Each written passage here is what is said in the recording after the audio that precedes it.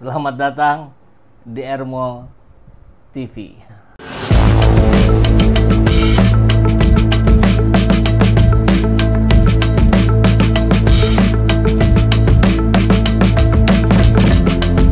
Bersama saya, Saiful Zaman, kebaikan yang terorganisir akan selalu mengalahkan kejahatan.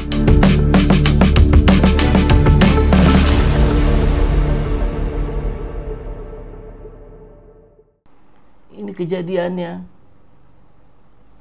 di Polres Metro Jaktim. Konon katanya, ini harus kita verifikasi nanti ya kebenarannya. Laporannya itu dihentikan karena dia menolak memberi uang kepada penyidik. Dia meminta keadilan terkait laporan kasus penipuan yang menimpanya.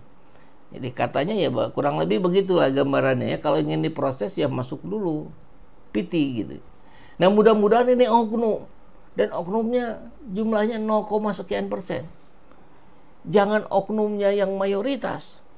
Kalau oknumnya mayoritas kan bukan oknum namanya. Mari coba kita dengarkan jeritan hati ibu yang satu ini. Gila kali ya.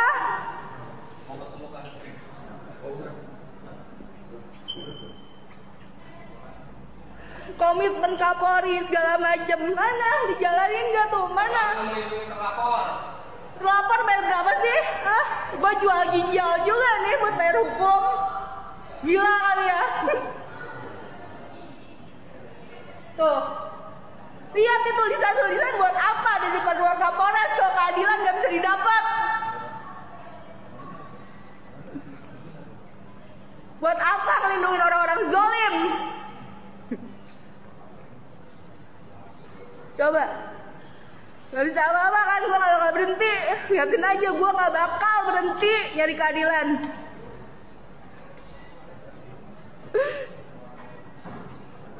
Pak Propam, Pak Provos, tolong bantu masyarakat kecil, Pak. Jangan semuanya dimanipulasi dong. Berdasarkan fakta, kerja tuh yang benar.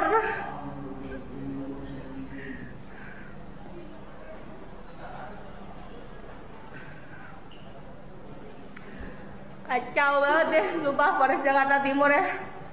Ya Allah. Ya, Polres Jakarta Timur. Tetap kembali kita berharap ini adalah oknum ya, bukan sistem. Karena kalau sudah sistem ya bagaimana memperbaikinya harus dengan perombakan sistem. Tapi saya yakin masih banyak polisi-polisi yang benar, yang tidak tergiur dengan uang-uang yang berasal dari korban ini. Karena ya perempuan ini tampaknya sedang melaporkan kasus yang menimpa dirinya, tapi dihentikan karena menolak untuk membayar beberapa uang lah ya kepada perempuan ini. Kasihan sekali. Bagaimana nih Pak Listio Sigit ya, salam presisi, mau sampai kapan atau tetap nggak didengar? Gimana kalau semua parcok cuti selama seminggu dan digantikan oleh petugas damkar seminggu? Ya beda kompetensi ya, tapi ya mau tidak mau realita menunjukkan hari ini rakyat lebih percaya kepada petugas damkar dibanding kepolisian. Ini harus menjadi pecutan yang luar biasa buat kepolisian untuk memperbaiki kinerjanya ya.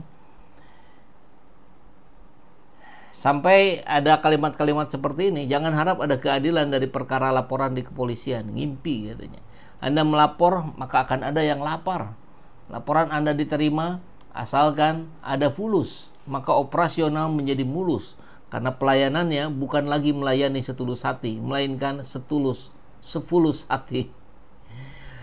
Jadi untuk biaya pengganti rasa lapar, maka yang melapor wajib memberikan biaya. Ya, jadi banyak yang saya tidak mau melaporkan kehilangan sepeda karena biayanya nanti sebesar motor. Saya tidak mau melaporkan kehilangan motor karena biayanya sebesar mobil. Nah, yang begini-begini ini tentu sudah ramai menjadi perbincangan publik dan harus ada aksi nyata dari kepolisian untuk memperbaiki ini. Viral di medsos, Bea Cukai versus polisi rebutan tangkap mobil box pembawa rokok ilegal. Netizen .2 rebutan duit haram. Ya, ini kejadiannya. Ramai dan viral di medsos. Ya, tadi adu mulut di Jalan Akses Suramadu. Kedua petugas yang sejatinya sama-sama pelayan masyarakat itu terlibat cekcok rebutan untuk mengamankan mobil box yang diduga membawa rokok ilegal. Memang sekarang banyak sekali itu ya. Dalam video yang beredar, kedua petugas tersebut, Bea Cukai versus polisi, terlihat adu mulut dengan sama-sama berteriak lantang. Karena merasa di wilayahnya barangkali ya, untuk versinya Bea Cukai dia sedang dipantau, polisi juga kurang lebih sedang memantau. Harusnya mungkin sama ormas aja ya biar adil gitu. Video tersebut ramai dibagikan ulang di medsos dan jadi gunjingan netizen. Salah satunya diposting di akun Instagram Madura Trending dan dibagikan ulang di X. Terlihat mobil box Mitsubishi Colt L300 dikelilingi oleh beberapa orang yang terlihat pada video yang barusan. Satu memakai topi, satunya berambut gondrong.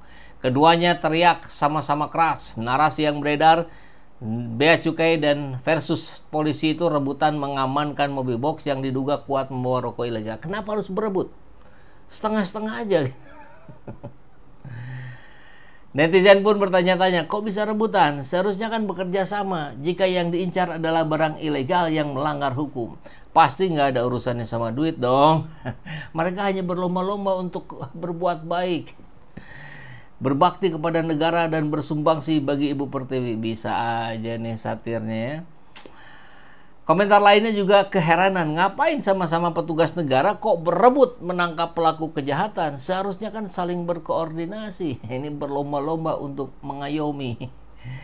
Mau berprasangka baik kok susah ya. Ribuan netizen lainnya menduga kedua petugas negara beda instansi itu sedang rebutan lahan basah untuk mendapatkan keuntungan. Jadi dari hal-hal yang ilegal di situ ada keuntungan. Apakah begitu?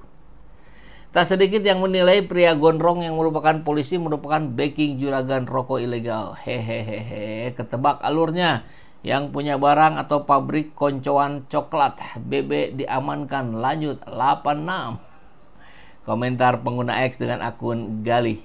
Sementara itu melansir Madura Radar Madura, benar memang kejadian rebutan mobil box pengangkut rokok ilegal tersebut terjadi antara petugas Bea Cukai dan polisi. Petugas kantor pengawasan pelayanan Bea Cukai KPPBC tipe Madya Pabean C berhasil memberhentikan mobil box bermuatan rokok diduga ilegal. Mobil berplat nomor W81 sekian-sekian itu dikabarkan akan mengirimkan rokok tersebut ke daerah Surabaya. Oke, kita lihat, kita perkuat ya dari kabar yang berikutnya nih. Ada juga nih, Bea Cukai gagal periksa mobil box di Suramadu. Jadi biasa kan wilayahnya Bea Cukai itu mungkin di bandara gitu ya, di area-area itulah pelabuhan gitu. Tapi ini ke tengah, ini apakah jadi memang wilayahnya polisi atau bagaimana memang ya? Nah, ini lanjutannya. Petugas Bea Cukai berhasil memberhentikan mobil berwarna hitam tersebut di akses Suramadu kemarin. Kemarin itu tanggal 7 ya, persis kemarin, sekitar pukul 11 siang. Namun saat mobil tersebut hendak diperiksa, tiba-tiba ada mobil Toyota Innova berwarna hitam datang dan menghampiri petugas. Humas menyatakan membenarkan insiden tersebut. Dikatakan mobil tersebut diberhentikan jajarannya setelah melakukan pengintaian. Ini dua-duanya mengintai. Setiba di akses jembatan Suramadu, mobil tersebut lalu diberhentikan. Menurut dia saat dilakukan pemeriksaan muatan tiba-tiba ada mobil yang barusan Toyota Innova, tapi seorang laki-laki berbaju putih dan berambut gondrong yang mengaku oknum anggota Polrestabes Surabaya itu mencoba mengintervensi petugas Bea Cukai. Petugas KPPBC Bea Cukai ya maksudnya ya, dan oknum yang mengaku anggota Polrestabes tersebut adu mulut dan saling adu dorong. Bahkan oknum anggota Polres itu meminta sopir box melanjutkan perjalanannya ke arah Surabaya. Jadi yang satu mau menghentikan, yang satu mau mengamankan gitu. Aduh, memaksa dan menyuruh sopir itu berjalan. Dikonfirmasi di tempat terpisah, Kasat Intelkam itu apa ya? Intelijen dan Keamanan ya. Polrestabes Surabaya AKBP Edi Hartono saat dihubungi koran ini membenarkan bahwa pria berkemeja putih dan bercelana hitam yang terekam kamera adalah anggotanya. benar saat ini yang bersangkutan sedang diperiksa. Ya sudahlah, mudah-mudahan ini apa yang biasa kita bilang sebagai puncak gunung es ini yang ketahuan yang sedikit, yang banyak ini yang nggak ketahuan. Tapi ini menjadi modal untuk membongkar cara-cara yang tidak patut dilakukan oleh institusi negara. Begitu ya.